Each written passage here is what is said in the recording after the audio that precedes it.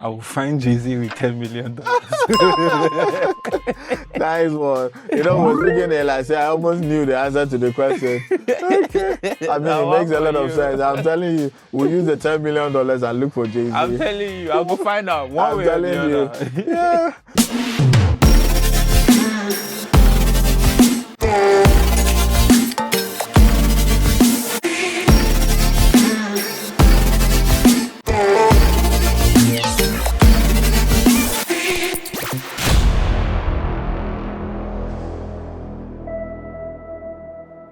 Yo, what's up, guys? Welcome to the Creative Joint. So in today's episode, I have a wonderfully looking and actually very talented superstar musician in the making, because of course he has all the elements of becoming a superstar, from his looks, from his music, and he is none other than my homeboy. I just got to meet him and I truly like his style and everything about him.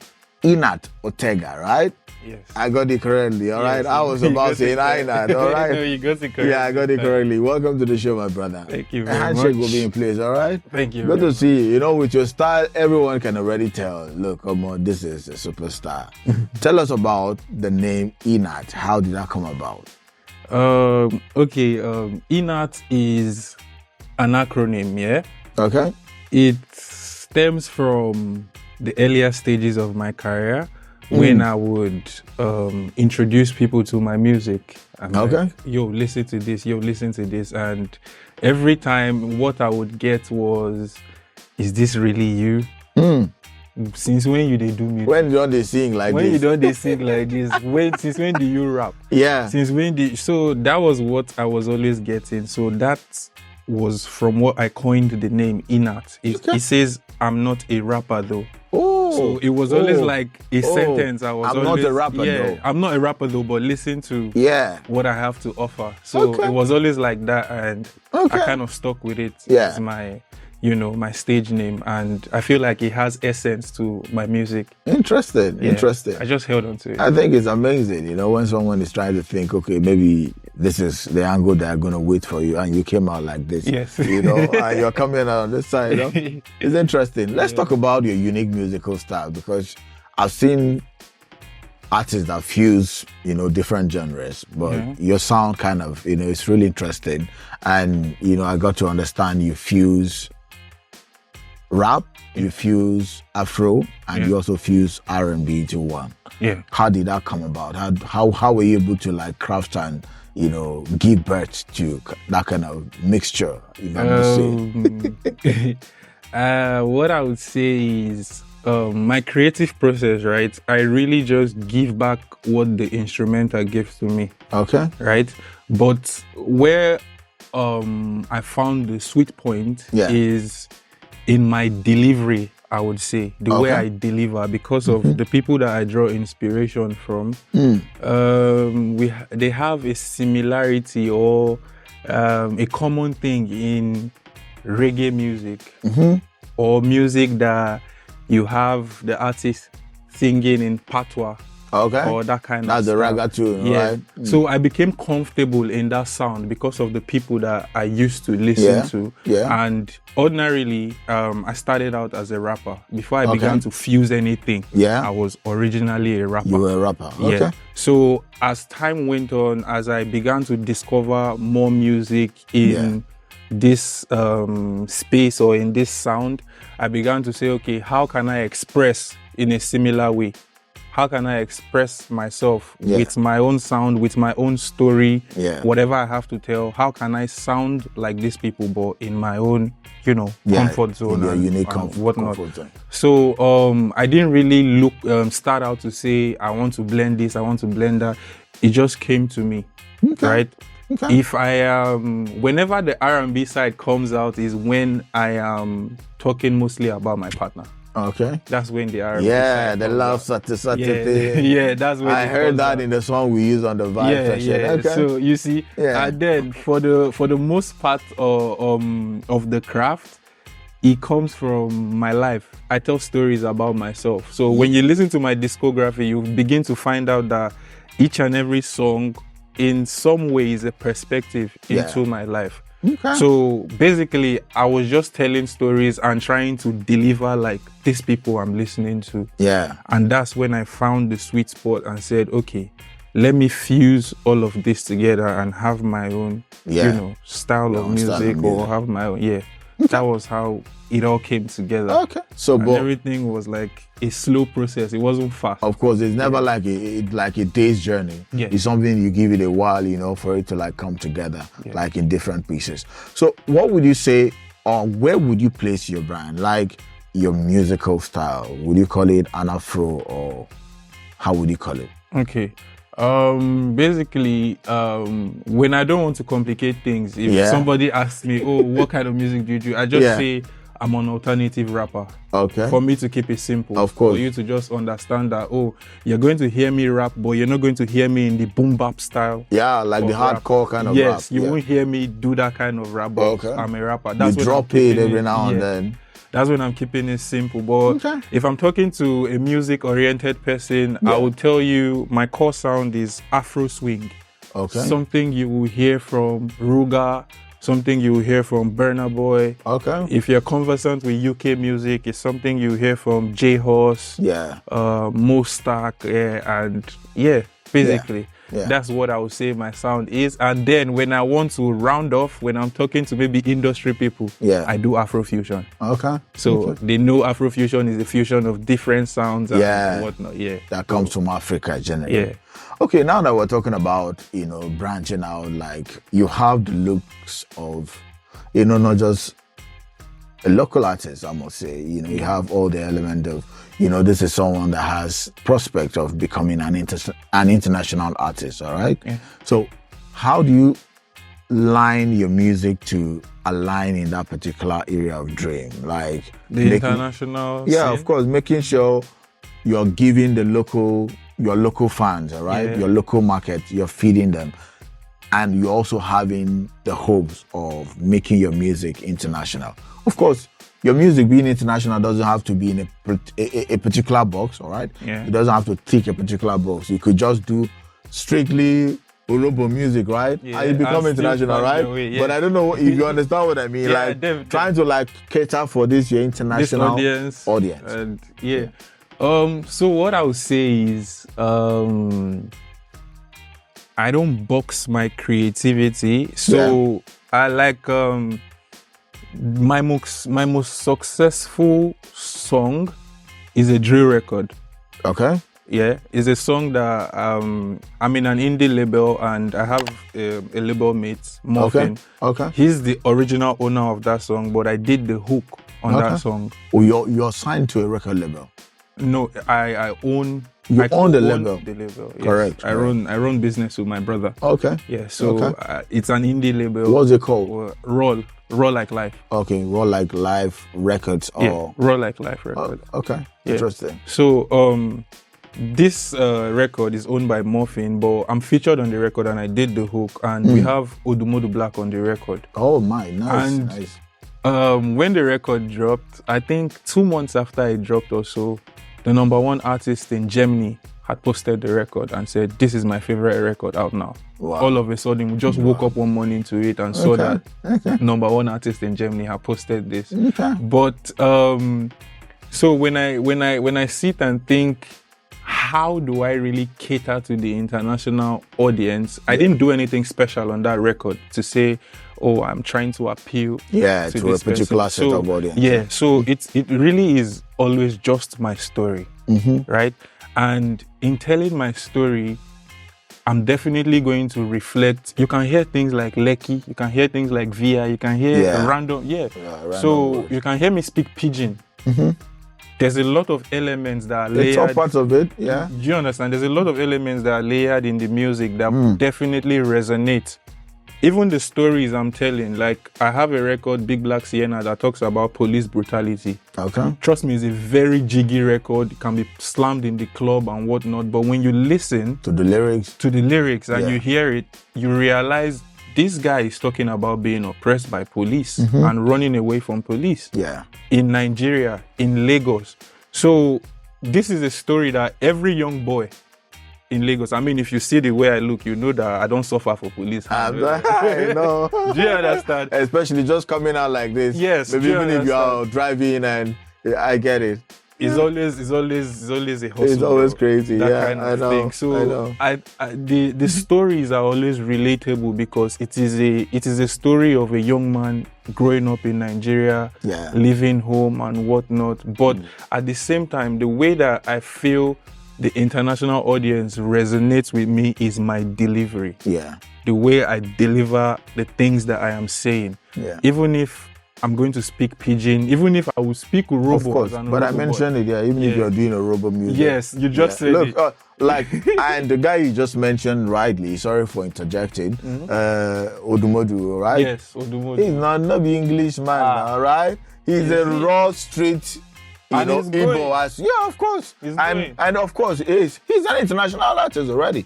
So the point is, you're doing you, and you don't really give attention too much to wanting to appeal to a particular set of audience. Eventually they'll come to you. It will happen. And it's already happening. No. Definitely. That's interesting to know. That's progress. Yeah, it is of course a huge progress. And I saw, one of the making of maybe your music video, and I saw, those are things that actually draw people to you. Yeah. And how did we get to meet you? These are all that what we're talking about. So you never know who's watching what you're doing. Just keep doing what you're doing and, keep grinding. Let's talk about how did Inart find out that he's gifted to do music? How did you know? And what was the turning point for you that you decided, now music or nothing else? Let me tell you about the first time I tried out music, because it's a funny story. Okay, let's hear it. This Bluetooth speaker, Soundcore, is the exact Bluetooth speaker I started recording music with. You're kidding me. I'm not kidding you. If you noticed, I was paying attention to it on the table there when I initially came in. Yeah. So when I started, I had this speaker, and I'll usually record over it. I'll just play the beats from the speaker. Wow. And I'll record over the Bluetooth speaker. And that was what I was showing to people and telling people to listen to, that brought about the name Inart. Wow. Right? Wow. So it was around sometime in university was when I started doing this. That was when I knew, you have tendencies to do music. Yeah. This hip hop thing that you love so much, I think is in you. I think, something is there. And I always used to hold my Bluetooth speaker, my Soundcore Bluetooth speaker, and rap and do whatnot. But when it came to me as a career, when it finally dawned on me that you're going to take this further, you're going to be serious with this, you're going to look for what you want in this, and you're going to find it, was when I did my first radio interview for music. Like, I went on radio because of my music, to speak about my music. Okay. And in the course of that interview, I was talking to the host, and she was asking me a couple questions about, how does your family take this? Yeah. How do you maneuver being a young man in Nigeria wanting to do music? We all know the story. And looking a certain way as well. Do you understand? So when she asked that question, I began to reflect, and I began to tell her the story of how it has been for me with my family, trying to navigate.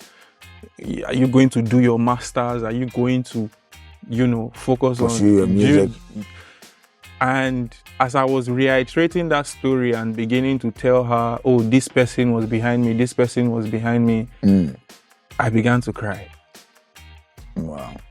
Yes, I began to cry, because I began to realize how serious or how deep it meant that I could get a nod or a cosign from these people or my members of my family. Yeah. Like, they believed in me enough to in support of it from to tell everybody, leave this guy. Let's see what is, what he's up to. And when I was trying to reiterate or narrate that story to her, to give her that picture, I began to cry. Became emotional. Okay. Yeah, I became emotional, and I knew that, this thing means more to me. It's deeper. It is really, really deeper than me just having fun and walking around saying, I'm an artist, blah, blah, blah, blah. it came to me as a career then, and I knew that this thing day your really body pass, yeah. It day your body pass as you dey think. As you dey think, it means a whole lot to you.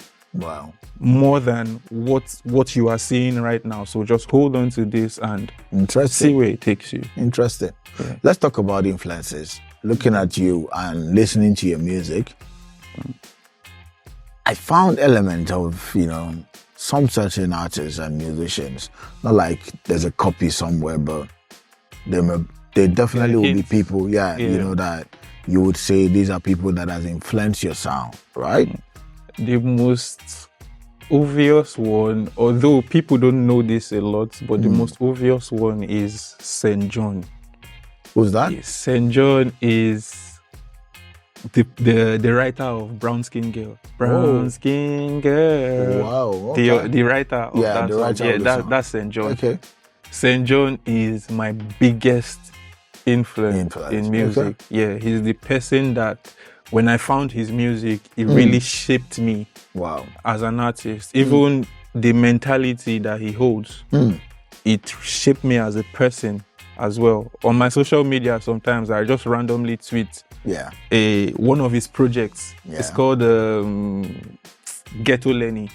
Okay. I always tweet Ghetto Lenny saved my life because it was like an integral part of my career. Yeah. He influenced my sound a lot. He influenced my mentality a lot. Yeah. And another big influence I would say is Burna Boy. This is the obvious one. Yeah. Burna Boy is the obvious one because that braggadocious delivery, that delivery style that Burna Boy has, and when you hear him, you know he's not Jamaican, you know he's not from the UK, but you can feel that patois, you can feel the diction, or should I call it, Burna Boy just has that unique delivery. And even the commanding look. No, I have to tell you, that's the part I was hoping you were going to say. That's the part of let me quickly just bring it. Yes, that's the part of it. He has this performer look that no matter where you find him, about this he guy. He just did as he did, Okay. And also J-Horse and Coffee. Okay. Coffee. Okay. I didn't really used to add Coffee as a part of your influence. My influences, but the one day I was playing one of our projects and I realized, you know what? Coffee has subconsciously heavily influenced you. I realized. Yeah. I realized that Coffee had heavily influenced me, but I hadn't been mentioning it a lot. But basically, those are the four artists that I would say has influenced my core sound. Yeah. Like to the extreme, like to the end. As a musician. Interesting. Let's talk about pressure, because we know this industry. If you know one ready for pressure, if you say not for you, just know that it's not for you. So how do you handle the pressure of, because I understand even the very A-list artists, they are like, in fact, they are even at the top of the pressure. Because for instance, you drop a single today, 2 months later, someone even told me, song doesn't stay up to 2 months anymore. They want another one. Yeah. So for you, how do you handle this kind of pressure that people are always wanting you to be, to always perform? And then when I mean perform means at that top level. Yeah. And then you are still expected to stay creative and put out songs. How do you handle the pressure? To be honest, anybody, any artist, any creative will tell you it is not easy. Anybody that will sit down and tell you, oh, I do this, I do that, I have it good, is a lie. It's like we are almost nearly breaking down every day. But I would say I find the strength to carry on in appreciating the little that I have achieved, right? I key into relevance. I make sure whatever I am doing is relevant. Yeah. I make sure it carries my essence, right? So that if I put out a single and it doesn't meet the mark of performing at that top level, I still have boxes that I can tick that I have achieved for myself. Of course. It doesn't necessarily have to be okay. Blue as we say, do you understand? Yeah. Do you understand? Because when the record I told you about with Odumodu Black, when that record hits 1 million streams, I realized that when you get there, you realize you never ever go anywhere. There's more to do, of course. There's always more to do. So you need to appreciate the little steps. You need to know the value of what you have done. You need to see value in what you are doing. And you need to believe that what you are doing is taking you somewhere. True. You need to measure your growth according to your level. Yeah, let me put it like that. You need to measure your growth according to you. But look, as it is in everything in life, there's always stages, right? And when we're talking of growth, you can't just wake up one day. You don't reach it. Except jazz where we dey talk for or blood money or something. But anything good, look, always goes like that. It takes time. It takes a while, yeah. So, and with what you're doing, I can already tell, I have no doubt, we also did a couple of research about you. We see that, look, you're doing just very all right. All right, and we truly like what you're doing, and we wish you nothing but the very best.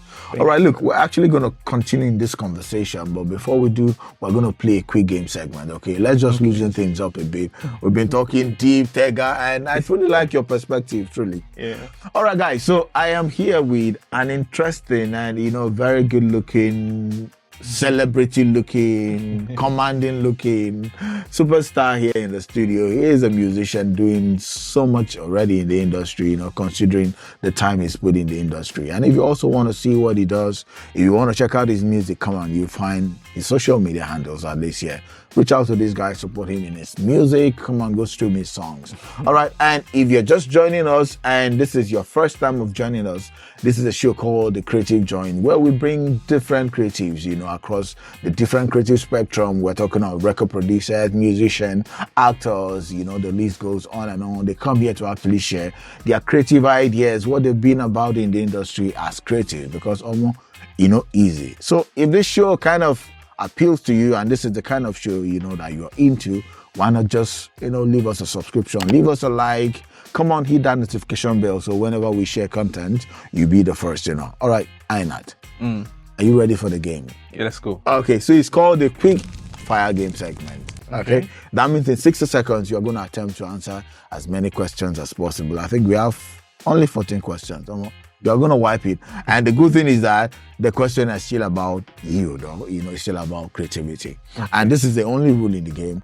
If there's any question you can't find an immediate answer to, or you're not very comfortable with the question, you can say pass. All right? That's the only time that we can move to the next set of questions. All right, timekeepers, you're ready? I'll need time on this one so Tega can actually clean up this one. Okay? And your time starts now. You ready? Yeah. Okay. In 3 words, what advice will you give to an aspiring musician looking up to you? Consistency, confidence, and courage. Okay. What's the worst criticism you've ever heard about your music? You need more promo. Okay, and which is true. What has been the most rewarding project you've ever worked on so far? That would be Favors. It's a single titled Favors. Okay. Men or women, which side do you think are the biggest supporters of your music? I think both. Both. Okay. In 3 words, how do you connect with your audience during a live performance? A genuine performance. I always tell a story. Okay. What's your most natural and comfortable key to sing on? C or G, minor. Okay. If you're to write a song about your journey so far as a musician, what would be the title of the track? God's Time. What do you think is the biggest challenge upcoming musicians face, mostly in the country called Nigeria? A thriving community. Okay. Who's your biggest female crush in the Nigerian music scene? I'll go with Thames. Okay, nice. Who's the greatest of all time musician from Africa in your estimation? Asha. Nice. Which of these can you not live without? Smoke, drink, big ass, big boobs, all of the above or none? None. You cannot live without. Bad guy. What's the most important lesson you've learned so far as a recording musician? As a recording musician, pass. Okay. What's the most effective way of connecting with your fans? Talking. I like talking a lot. Nice. Choose between the two: a chance to collaborate with Jay-Z or $10 million. I will find Jay-Z with $10 million. Nice one. You know, we're speaking there, like, I almost knew the answer to the question. Okay. I mean, it makes a lot of sense. I'm telling you, we'll use the $10 million and look for Jay-Z. I'm telling you, I'll go find out one way or the other. Yeah. All right, interestingly, I think you've been able to clear the question, within the time frame, and you're going to see how many questions you've been able to get there, nice. Correctly. But I think you got more than half. I think you just got only one wrongly. Amazing there. Let's move on. What's your personal experience been in the industry so far? Because I know it's one thing when you're like an outsider, you're looking at it, you think it's all glittering, right? And now you're physically there. You did the ship now. Right? What would you say your experiences has been? If you want to like measure it on a scale, maybe whatever scale you feel like measuring it. To be honest, I consider myself as having it good in a way. Yeah. Because I'm addicted to learning. Yeah. Like, as an artist, I can shoot what I want. I can record what I want. I record myself. Nobody records me. Wow. So, I am addicted to learning. So, I would say I had the industry easy on the creative part. Yeah. But then on the business part of things, right, in the creative industry, the experience has been challenging. I would rate it a strong 6 out of 10. Okay. Because you begin to experience things and you know that not everybody is like you. You know not to expect the same thing you would expect from yourself, from people. Like nowadays, I don't do business except we're doing it through email. I need to have a track record. Yeah. Because when you experience some things, you begin to know that somebody can wake up and tell you that this is white. Yeah. And there's nothing you Whereas it was black, yeah. Do you understand? There's nothing you can do about it. And then, still talking about the business side of things, the most important thing that I learned is anything you see today in the creative industry took months of planning. Of course. You always have to be 3 months, 2 months. Sometimes years. Ahead of time. There's some projects, of course, definitely you need years to plan and put the team together. So I feel like that's the most important thing that I've learned in the creative industry is planning. Planning is a very integral part of what we do, because I'm currently planning to release a single by the end of September, and I've been planning my rollout process from July. Wow. Okay. I've been trying to get everything together and as an indie artist with a limited budget, trust me, you need a lot of time. Like you need a lot of time to be able to weather through. You can upload your song today and think, everything is good, and you wake up to an email, your cover art is not in the correct size. Please resize it. Of course. And you think you've already distributed to the stores. Now you're already having an overlap on your release date. And you have to adjust. You have to. So there's many experiences that I've come to experience, and it has really shaped me differently as a person. I think I'm more responsible as a person. Wow. I try to be on time as much as possible, because when you are in the creative industry, you begin to realize time is important to anybody that you meet in this But time industry. is money. Time is the money. Time now now money. Now you go know the real meaning. You know the real meaning in this industry. So I feel like being in the creative industry has made me a better person. True. Yeah. I actually like your perspective, because it's always good to see the glass as half full than half empty. So I was actually trying to get your perspective, which sometimes, we all see the very negative side, forgetting the good part that's going on for us. So I like your perspective. Yes. Talk to us about what you think sets Inart apart, because you will agree with me that we have millions of talent, right, in the African music space. If you look closely, what do you think sets you apart from that? Maybe something that you definitely know that, no one can be me like this in this area?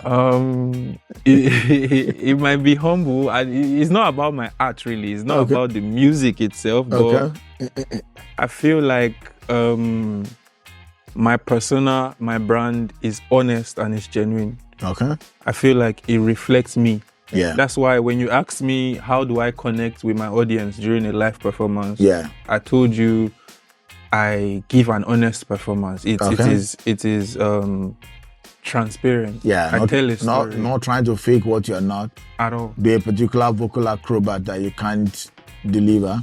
Like most times, even if you can do that in the studio, like with auto-tune and the rest, but you know your lane, eh?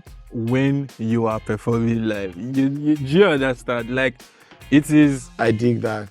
It is. They overdo. You don't do subpar. Yeah.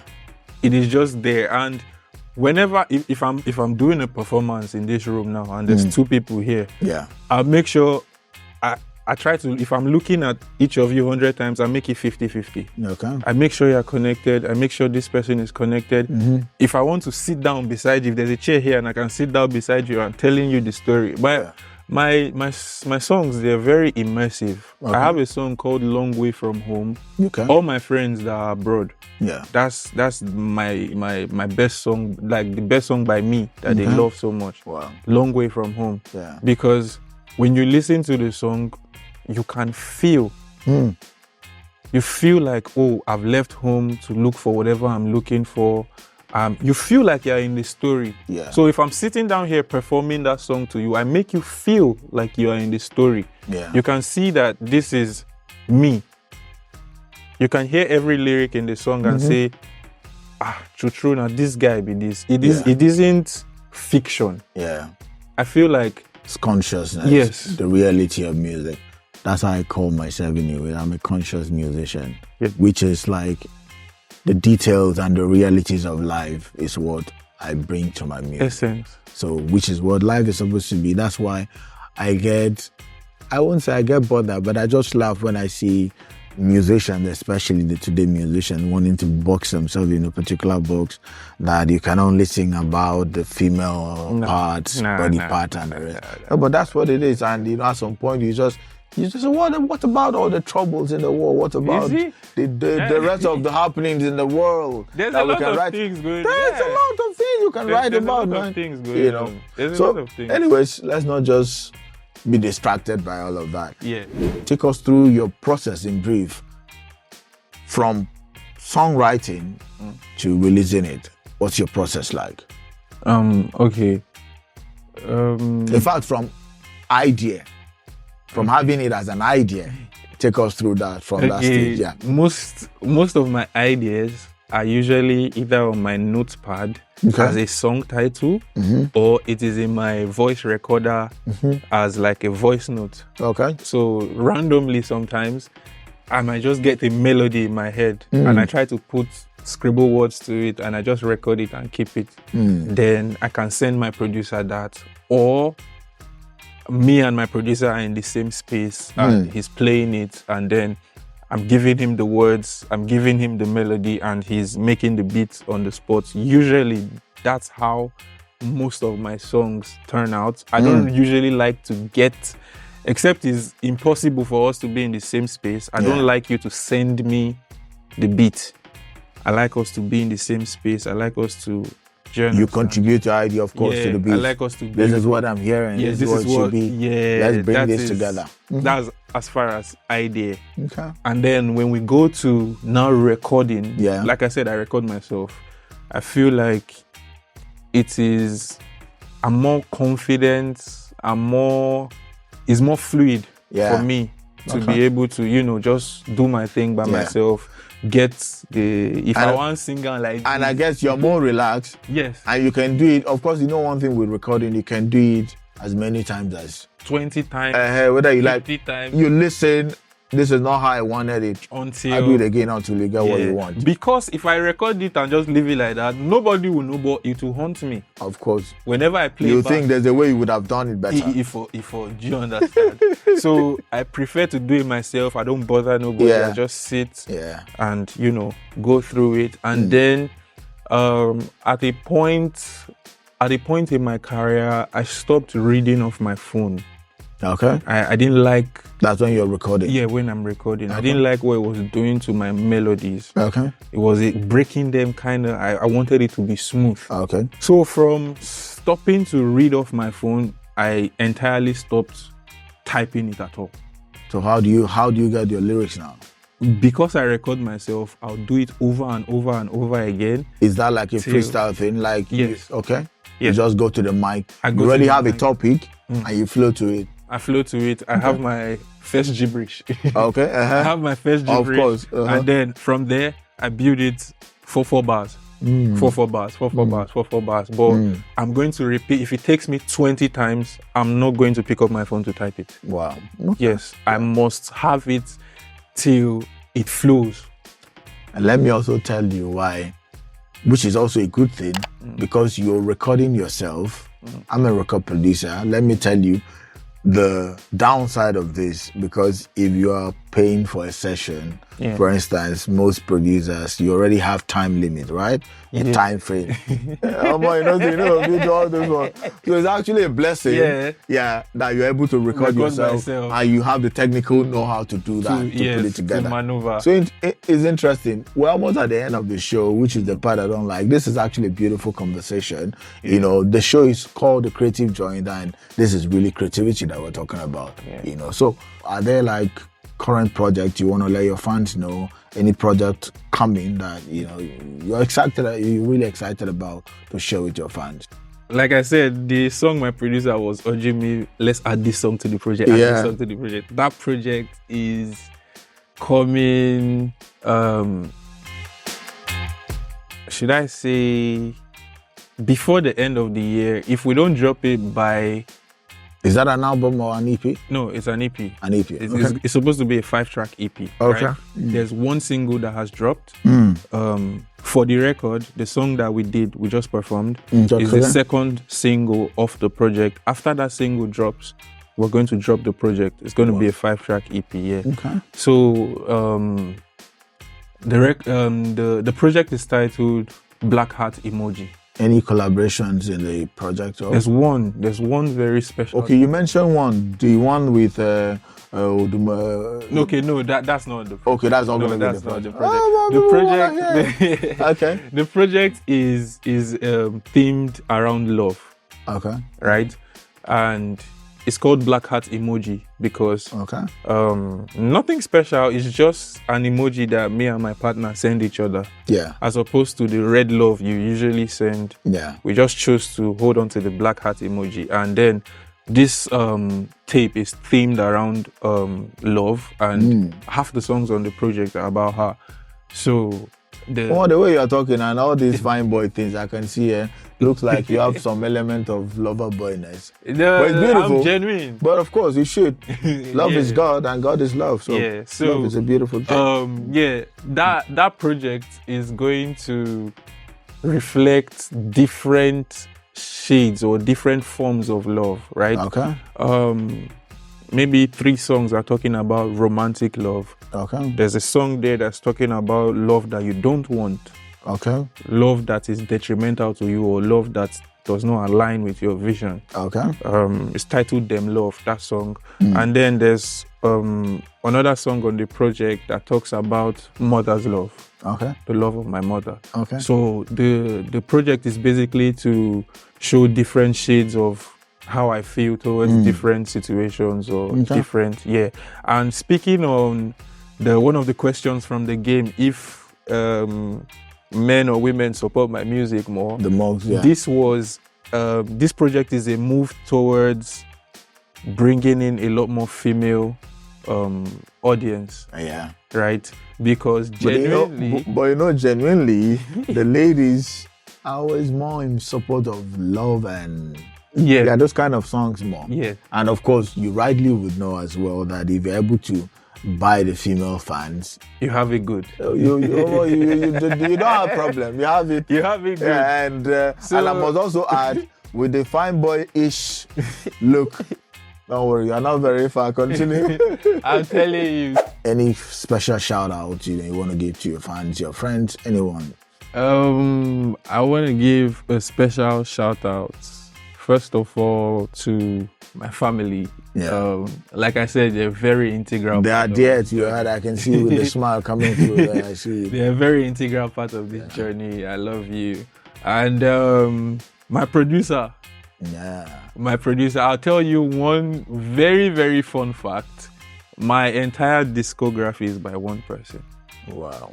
Every song that you heard from the research. It must be very close. It is by one person. Daniel Blees. A very big shout out to Daniel Blees. Okay. I appreciate your effort and I appreciate how far we've come and what we've achieved and what we're planning to do. By God's grace, inshallah, everything will be fine. And a shout out to the Creative Joint. It is an honor to be here. I appreciate you giving me a platform to speak. It is not an easy feat. It is not easy to put this together.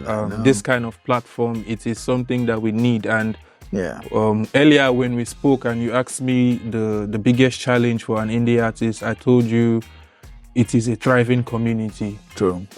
We need communities. We need platforms like this. We need communities. We need to document more. We need to curate more. We need to do a lot of things more. Collaborations. Yes, collaborations and whatnot. So I'm really, really grateful for this platform. A very, very big shout out to the Creative Joint. Thank you. Thanks for having me. All right, man. It's been amazing having you and speaking with you. And I must say, look, we've had like tons of creatives come on the show. I hardly feel some type of energy, which is what I'm telling you now. And I'm not hyping you. So you're truly gifted in what you're called to do. Truly, I can see that. And we wish you nothing but the very best, okay? And which is why we created this show called The Creative Joint and The Vibe Session, because we believe, look, truly, really gifted musicians and creative out there shouldn't have it so hard, like to put their stuff out there and, be seen, really. So, yeah, that's why we're here. We're here to support, and thank you for, acknowledging that fact, all right? All the very best in your career, all right, man? Any project where they come, just make sure you put it. Let's be the first to announce it, all right? Sure. We're here for you, okay? Sure. And, we can't wait. We can't wait for the projects coming. Thank you for coming again, man. All right? I've been speaking with this extensively amazing musician, I must tell you, all right? He has so much element of, creativity that we can't just exhaust in this particular, session. And we hope to bring him back. There's something cooking.